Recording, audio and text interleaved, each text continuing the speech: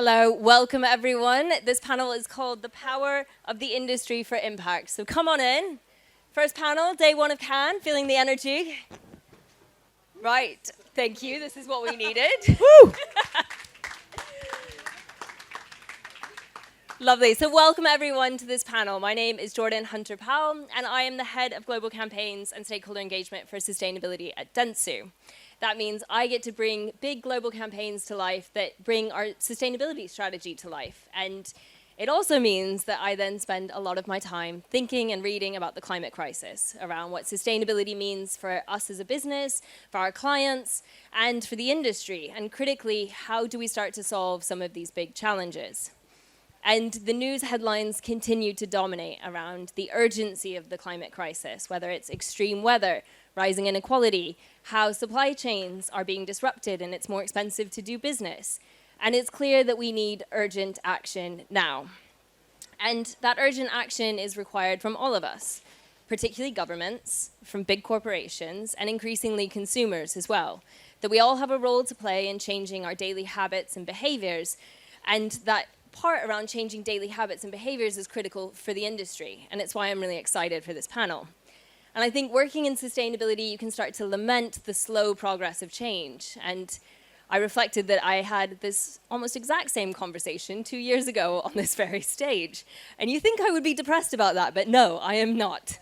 Because I am joined by an amazing group of speakers here who already have started debating. They're here to ask the hard questions.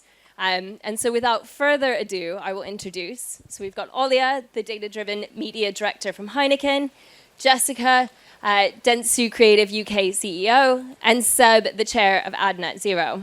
And I think you guys can expand more on your jobs as you jump into the first questions. But to kick us off, Seb, in your role as chair of AdNet Zero and newly published author on this topic, why does this all matter? Yeah, well, that was a bit loud, wasn't it? Apologies to those of you, I came over a bit strong there. Jordan, thanks for the question. Yeah, I'm Seb Munden, I'm the chair of AdNet Zero. And I worked at Unilever for over 30 years. My last job there was CEO of UK and Ireland.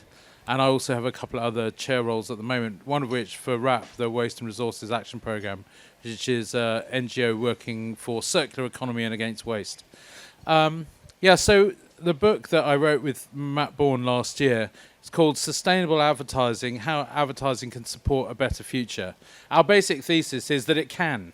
So I guess a good place to start is, who here thinks advertising is doing enough to support a sustainable future? You can give us a wave if you think we're doing enough. Okay, I really like that. You're either all not listening to us at all and doing something else, or you all agree that we're not doing enough. And that's, in a way, where I'm starting. But the good news is, I don't have a story of gloom and doom. I have a story of opportunity, and that's what I really want to lay out. There was a piece of work by Kantar a couple of years ago which basically says that 75% of citizens feel that they can lean in. They want to lean in as long as their governments lean in and the people who sell them stuff lean in. When they were asked, well, how well are the people who sell you stuff doing? Only 14% said they're doing enough. So there's a big opportunity to lean in. So just to try and frame that, because this is a very big topic. If you think about it, these 5 consumer categories probably account for the majority of the consumer portion of greenhouse gases, which is kind of home energy choices and home insulation, that kind of stuff. Travel and transport choices, including holidays, cars, how you get to work, etc. That's a biggie. The food and drink, that's a biggie. In fact, alone, that's probably about 30% of global greenhouse gases. And after food and drink, you then get to things like other, consumer products. And the last big one is clothes and fashion. If we, just on those 5 categories, knocked ourselves out and did a brilliant job at making those better behaviours super desirable, we probably will have addressed nigh on 75-80% of greenhouse gases. I mean, that would be truly extraordinary. And that's why today, AdNet Zero, we're trying to get everyone to sort of think about this and join in. How could you join in? Well, obviously, if you're a client in one of those sectors, food and drink, fashion, energy, transport, travel, cars, etc., then you could innovate your way out of that problem, and the agency could support your amazing innovation. That's the best way. We love that. But if you're not in those sectors, you're not off the hook yet, because you tell a lot of stories. Are your stories modeling those wonderful behaviors? So I think that's the context really in what we're talking about, which is that in the end, 25, 30 years of climate advertising hasn't really changed anybody's behavior. It does make a lot of us feel guilty and listen up. So it does have a role, but its role is not to help citizens change their behavior. We have to do that one choice at a time, one category at a time. That's the opportunity. Amazing. Thanks, Seb. So you've spoken a little bit around the opportunity for the industry. And Jessica, if I can just come to you in your role as CEO of Dentsu Creative, how can we harness this opportunity? Where can we get better at this as well? Yeah, I think there's a lot of spaces we can improve our efforts, let's say. So I don't think anyone's been ignoring this for the past 10, 15 years. But to your point earlier, we've been having this conversation serially. And I think the shift, and we were talking about this before, Seb, is that I think everyone's understanding the role that consumers are going to have to change this. That's not to shift blame, but that's to acknowledge that 60% of climate positive change that is required to get to net zero is going to require people to change their behaviours and attitudes in some way. And that's massive when you sit with that. So I think we were also having the conversation around sectors that have been at fault historically needing to be those that lead the way for change. And if you think about sort of fossil fuels or other kind of difficult sectors in the space that have a role to play, advertising is a very different one, because we're sitting in a space where we might have been in the business of creating desirability and driving purchase and persuasion, but actually our product at the end of the day is creativity to inspire choice.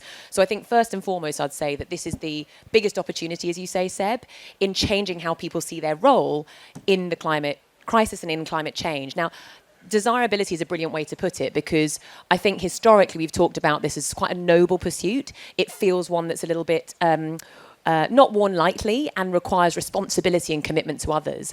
And so I'd love us to talk a little bit more about how we, with our creative expertise, can inspire people to make choices because they are fun. It's not about deprivation. It's about having more marketplace, circular, fashion economy. It's not about choosing something because electrification is going to be the right thing to do.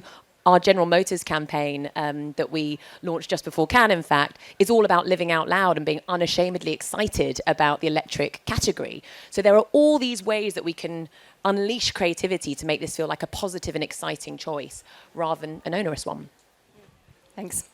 Olya, I'm going to come to you as the brand here to give a bit more insight into best practice, because I know at Heineken, you guys have been embedding these principles of inclusivity, diversity, and sustainability at the heart of your work.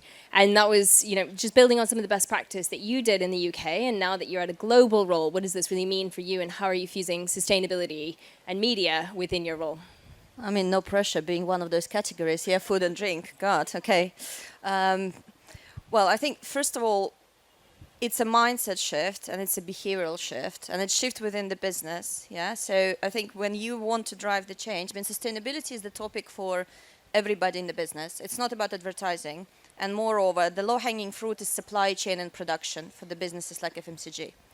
Therefore, the key for us being in marketing is to connect ourselves to the bigger sustainability agenda. And that means at Heineken, we are very lucky because we introduced Brew a Better World. And that gives us a really good anchor, because we have very clear statements and commitments in terms of decarbonization, driving more positive societal behavior, responsible consumption, etc. So transparently in the UK, I think it was easy to start with it. And that's why globally as well, that also gives us a good anchor, and it enables us then to educate our own marketing stakeholders. Because as a marketer, your job is to drive business growth. And when it comes to driving business growth, sometimes it might be a bit easier for your brand if you're Inch's Cider in the UK, which has sustainability in its DNA.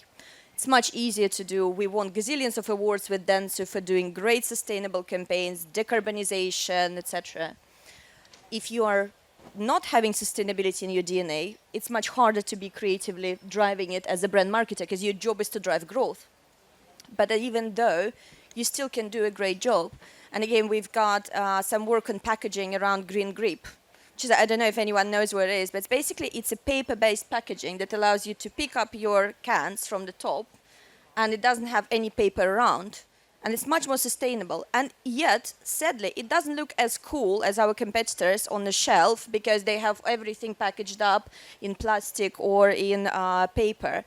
But you can make some of those sustainable choices.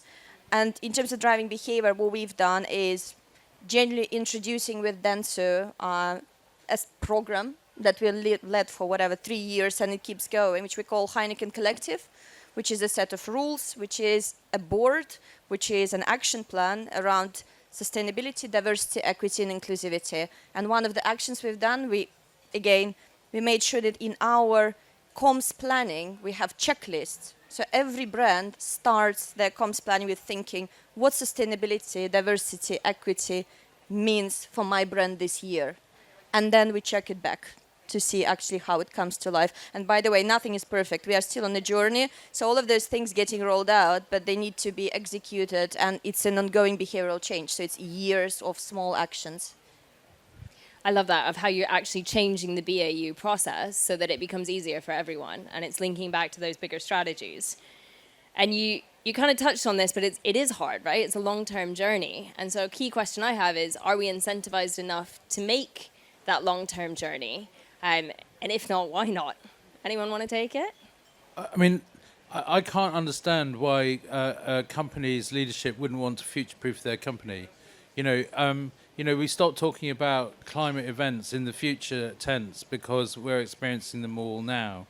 And I would have thought one of the key responsibilities of leadership is to create a strategy in which the company thrives, in the way in which the world changes. And the world is becoming more volatile in many senses, including climate events, which in the end will have knock-on events. So I kind of see it as a strategic and leadership context, really. And, companies like dentsu, I think, have done that hard thinking, companies like Heineken and others, and they've resolved, if you like, a tension for their employees, so they don't experience this tension between being successful as a company and doing the right thing, either as a company or a person. So I would urge everyone in charge, whoever you are, you don't have to put your hands up, are you resolving that tension between the success of your company and the strategy to get there, and people of the world doing the right thing? Because if you haven't, you're going to be really frustrated at the lack of action. Yeah, I could On either, by the way, on either. That was loud. I agree. Oh, God, Jesus.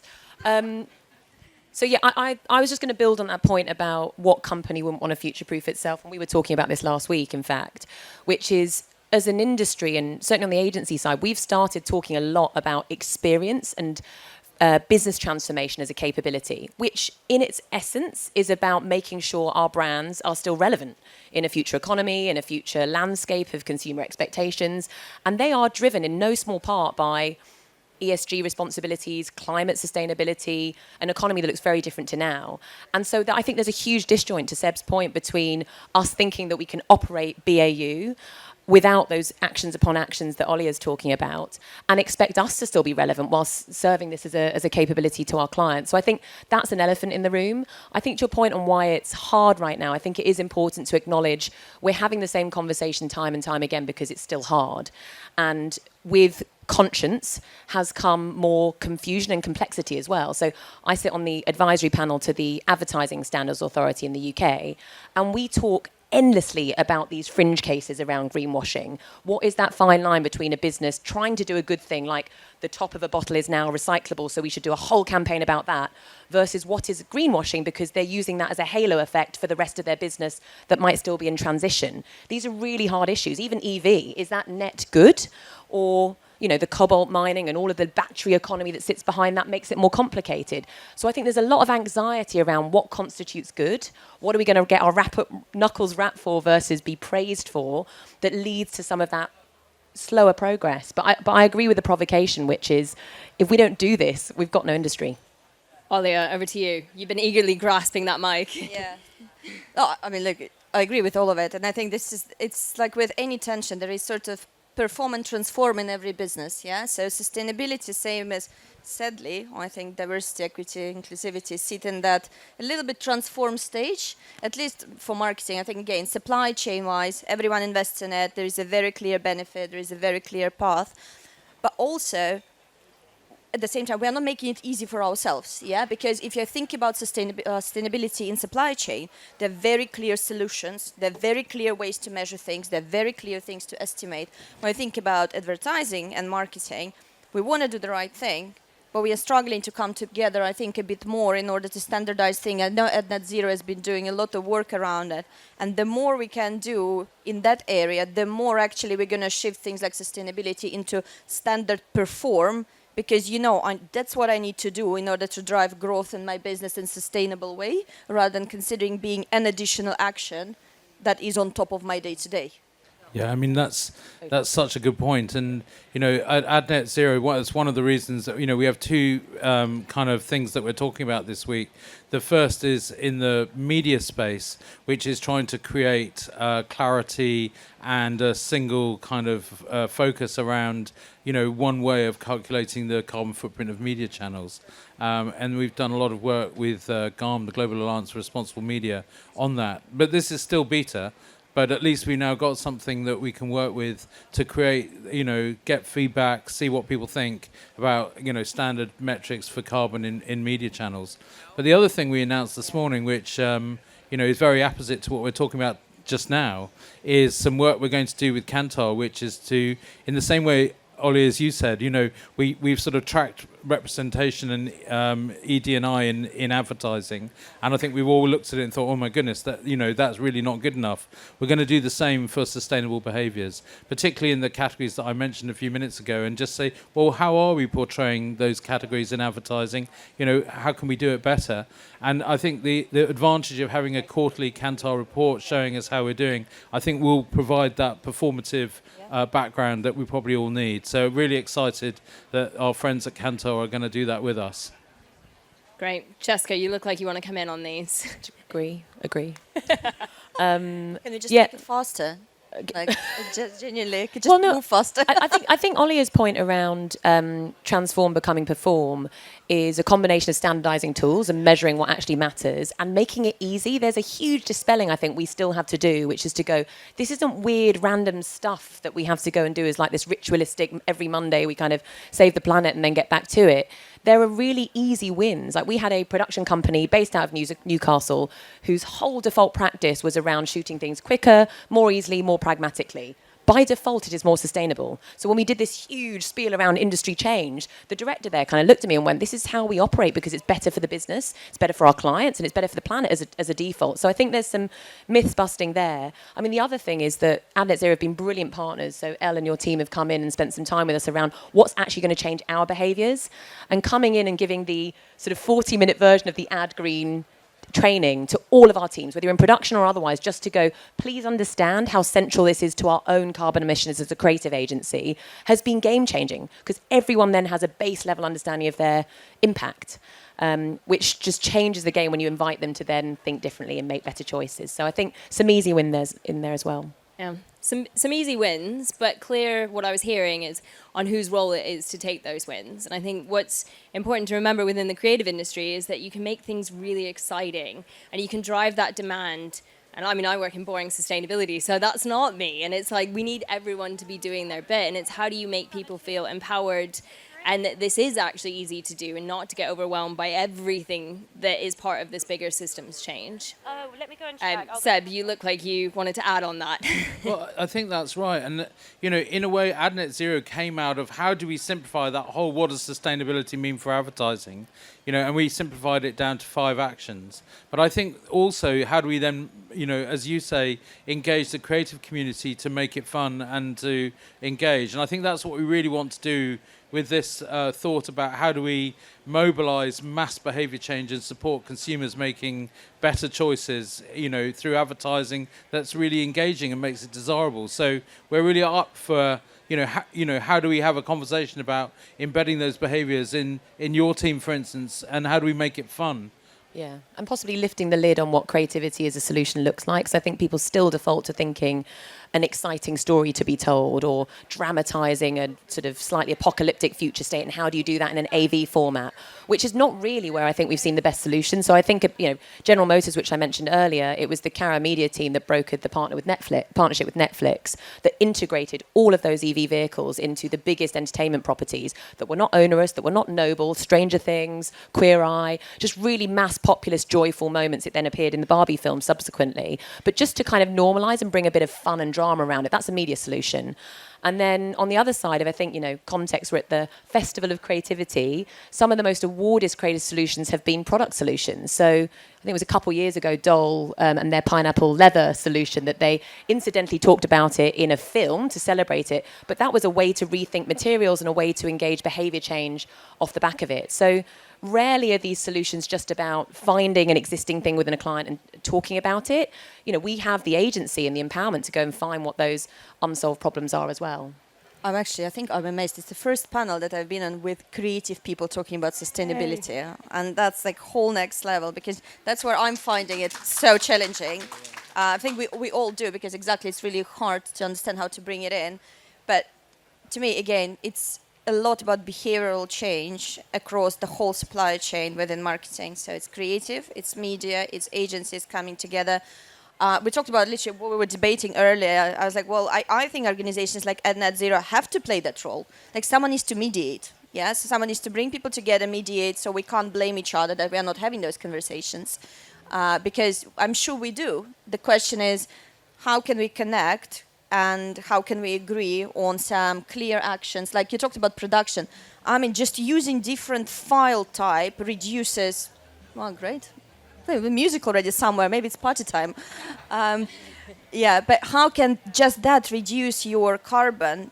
And then how can you create better content, which is the next level? Yeah? And then combine it with media, because then you can choose the right media files, then you can choose the right placements. And also, transparently, how can you do all of that while balancing both good for the world and good for the business? Because if business is not growing, then we can't fund those initiatives either, and we should be doing that. So for me, it's about joint responsibility, because there is no chance we're going to do it as an advertiser separately to agencies. Yeah, and particularly looking at where doing the right thing sustainably will save you money. I'm a big believer in this. That if you can create more value with less stuff, that's got gross margin written all over it. And gross margin is so important. Not only sorting out your cost pressures, but also giving you the resources to invest in the right things. So I'm a big fan, and that was certainly my experience at Unilever, was sustainability often led to savings. But if you approach your sustainability in creativity and advertising, like you do in product development, for instance, in innovation, like you look at innovation and you identify ways to actually address consumer behavior in the most profitable way for the business. And that you should do the same in advertising. There's no really difference there. So yeah, it should drive growth ultimately, because also it's the way to differentiate for brand. That Google done research a couple of years ago, and they very nicely said it's about educating and enabling consumers in sustainability, and business who are going to do it genuinely start creating brand impact and differentiation. And that's what you want, because that drives growth. And it's so important, Jessica, I think, as you were saying, it's not to shift blame, and we keep holding the consumer as this kind of elusive thing in the corner, but it's just us, well, right? We're the problem. Yeah, and we want good products at good price points that are also good for the planet, and it's how do you infuse that creativity? How do you bring it across your entire supply chain? I think the work that you guys did at Heineken to embed that is really fantastic, and how are we all working together on this? Price point is an interesting one, because also based on research, consumers believe that sustainable products are priced higher than normal. And to some extent, it is true, but not everywhere. And I think, again, yet another pressure point that you can address creatively, because that's not always the case. I completely agree. I mean, I saw I think it was Vinted that had the recent ad with all these people wandering around. I loved it too. And they're wearing like 500 hats on their head and 17 coats and like 400 shoes they can't fit into because the last foot's bigger than the last foot. And it's just quite ridiculous, but it's a beautiful way of just comically depicting what's wrong with our consumption. And they've done that as a simple prompt to go, you can still have it all, but you can just maybe sell some stuff along the way. And these are really simple creative solutions. But to your point around collaboration and standardization of tools, because I know you want to talk about that. I can't remember. I think it was AdNet Zero and Dentsu that coined the language initially around pre-competitive collaboration, which is a bit of a mouthful, but I really subscribe to it, which is we argue a lot about when should we compete and when should we collaborate, and I think we still don't have some of the basics locked that we should be joining forces across the industry with. And AdNet Zero do a brilliant job of that with the tools and the measurement mechanics that are coming as well as already exist. But I think there is more that could be done, especially when you think about TCFD and EU CSRD that's coming down the tracks. None of us are ready for the scale and complexity of reporting. So if we don't get a wiggle on together and get the kind of standardizable stuff on lock, we're never going to then be able to compete around the exciting solutions, the way we serve our clients, and quite frankly, agency culture as well, because that's where we should be getting creative, and that is ultimately the biggest lever for talent attraction. And we don't have time to get to that because we're worrying about getting our house in order still. I think your point, though, on the reporting's coming. It's this whole lot of stuff going on in the background that is really important to ensure that things are authentic and credible. But how do we not lose sight of actually the really fun, creative opportunity? And it's a way to bring in new talent, to bring in new clients, and to build that culture that people want to work for, frankly. Right, so we've spoken a lot around the opportunity, what else can happen. But I think, Olya, your question is, why aren't we going fast enough? I think any ideas on what we can do to keep overcoming these barriers? How do we collaborate more? I think I mentioned, I think we need a connector point. That would be a good starting point, bringing people together on a regular basis and trying to bring a bit more systematic approach into it right now. And again, maybe my lack of knowledge, because I'm not working day to day in sustainability. I'm just personally passionate about it. Vinted is a part of it, because I love fashion. This is not a problem. But yeah, having actually someone who can mediate and structure us and drive on the journey would be good. But then also that means educating.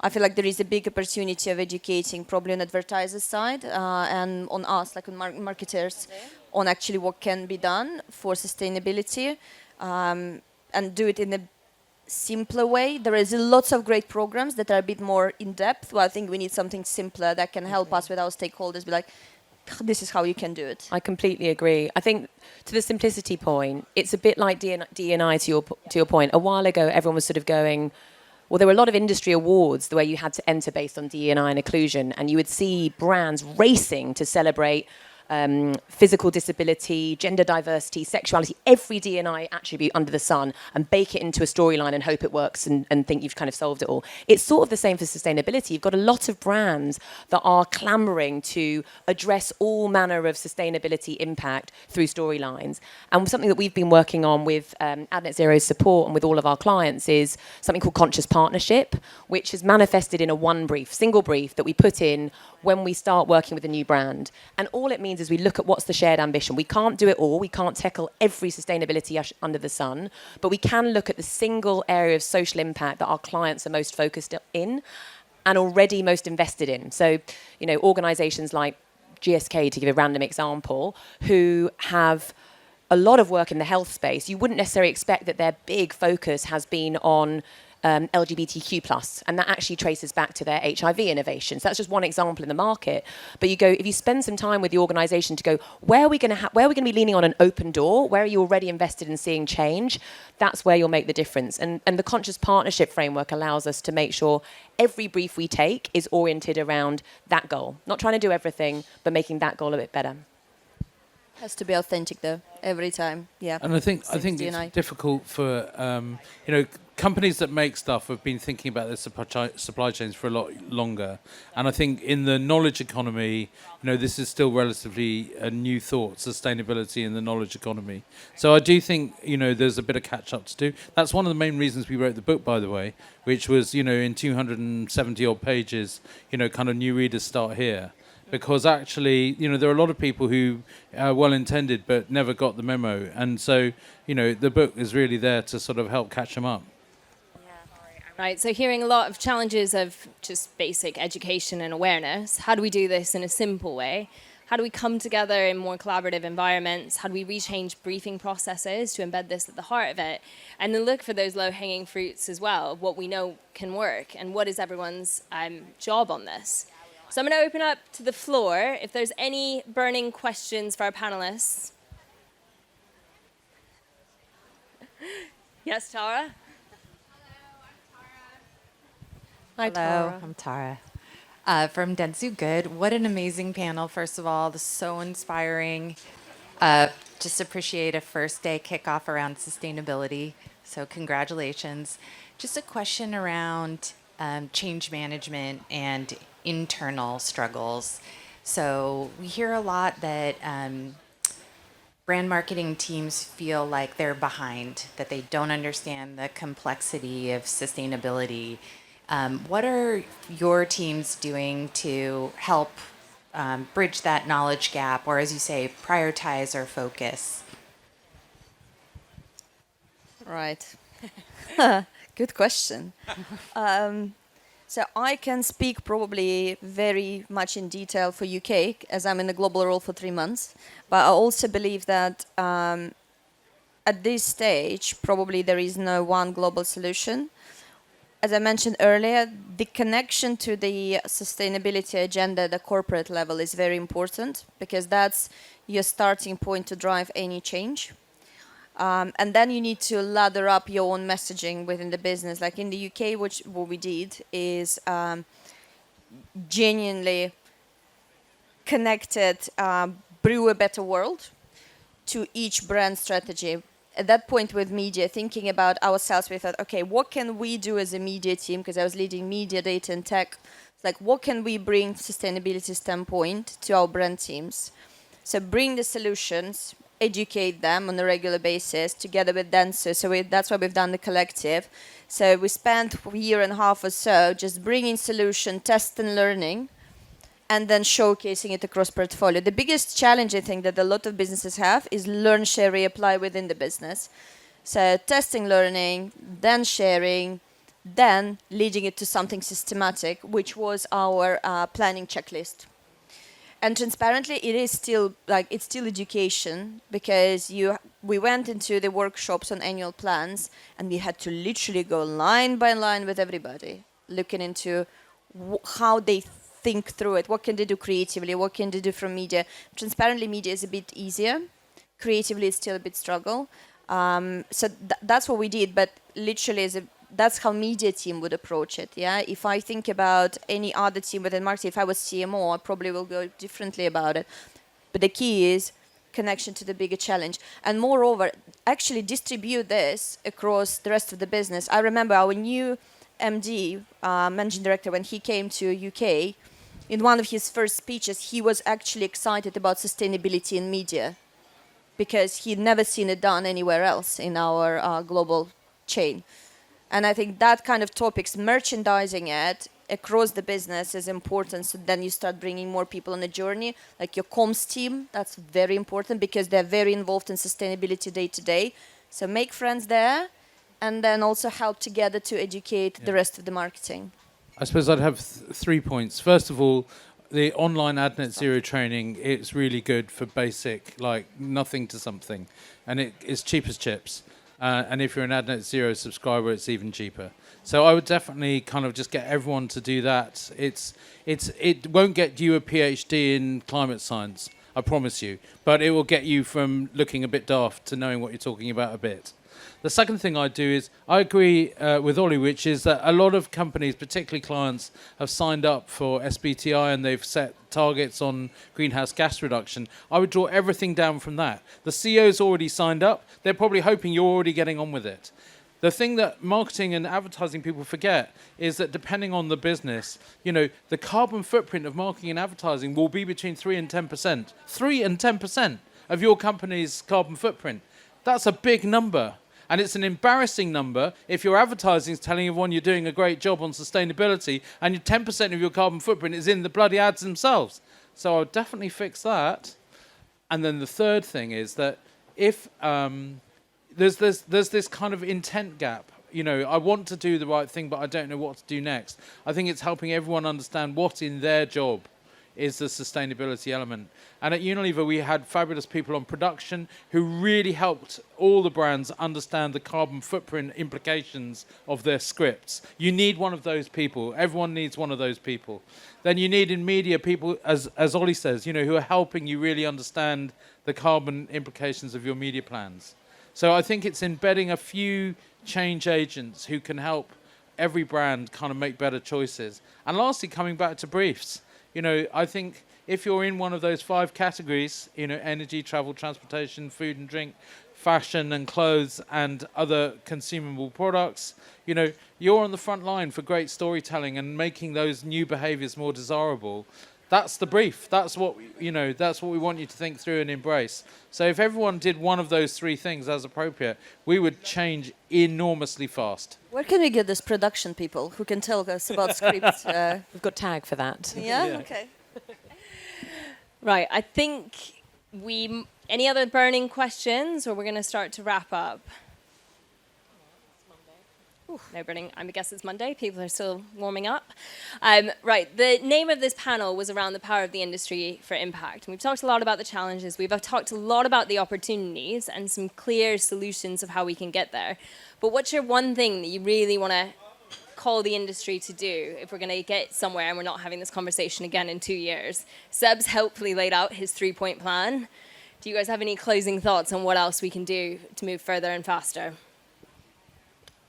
I mean, I'd love us to take away that 5-point plan, the 3-point plan and the 5 actions, because we need less stuff that we're hanging our hats to and more stuff we can remember. Because where it can, I think the role of creativity as a joyful, brilliant, motivating way for us to solve this, I would love everyone to take that away. And the only other one is collaboration, because we're not going to get to do the fun stuff if we don't do the hard stuff together and relieve ourselves of that. So those would be my 2. You've stolen my point about collaboration. We can both collaborate. Let's do it. Yes, I mean we'll do it. Actually, we work with you just a way. Yeah. Okay. So that I will add one more point then to collaboration. Let's all remove our own egos, I suppose, and come together, because there are topics at which it's worth coming together, because it is for everyone's benefit, and then we can do the rest of the competition in other fields. And also, I think actually also personal behavior. Just you as yourself, a role model. Use, use Vinted, recycle, etc. Just like role model, because we work in advertising, we influence a lot of people around us. We influence behavior every day. So let's keep doing it as well. Love that. All right, thank you, everyone. Seb, did you have anything else to add, or are you good with your 3-point plan? You're good. With the 3 points, do the training. Amazing. Thank you. If you would all give a round of applause to our brilliant speakers. Thank you.